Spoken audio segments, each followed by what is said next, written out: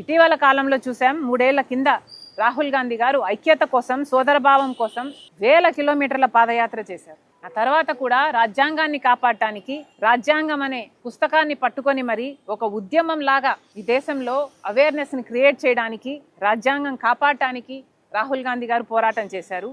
ఇప్పుడు ఓట్ చోరీ జరగకుండా ఓట్ అనే హక్కుని కాపాడడానికి రాహుల్ గాంధీ గారు ఈ పోరాటాన్ని నెత్తికెత్తుకున్నారు. ఇది రాహుల్ గాంధీ గారు చేయటం, కాంగ్రెస్ పార్టీ చేయటం, మా నాయకుడు చేయటం మా అందరికీ గర్వకారణం. ఈసీఐని ఇప్పటికే రాహుల్ గాంధీ గారు డిమాండ్ చేశారు.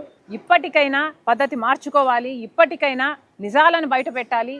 ఈసీఐని ఓటర్ జాబితాని డిజిటల్ డేటా రూపంలో ఇవ్వాలి అని డిమాండ్ చేశాడు రాహుల్ గాంధీ గారు. కానీ ఇంతవరకు ఈసీఐ దానికి స్పందించలేదు. అలాగే సీసీటీవీ ఫుటేజ్లు చాలా చోట్ల 5-6 గంటల మధ్యలో 60 లక్షల ఓట్లు, మహారాష్ట్రలో అయితే 60 లక్షల ఓట్లు between 5 PM and 6 PM poll అయ్యాయి. అవి ఎవరు వేశారు చూద్దాము అంటే సీసీ ఫుటేజ్లు లేవు. ఇలా ఎక్కడ దొంగ ఓట్లను చేర్చారు, ఎక్కడ కాంగ్రెస్ కు అనుకూలంగా ఉన్న ఓట్లను తీసేశారు, ఇవన్నీ తెలియాలి అంటే డిజిటల్ డేటా చాలా ముఖ్యం. కానీ ఇవేవి అందించడంలో కానీ, సహకరించడంలో కానీ, నిజాలను బయటపెట్టే విషయంలో కానీ ఈసీఐ ఏ మాత్రం సహకరించడం లేదు. కాబట్టే ఈరోజు ఇంత పెద్ద ఎత్తున కాంగ్రెస్ పార్టీ, ఇండియా కూటమి ఈ పోరాటాన్ని చేస్తుంది.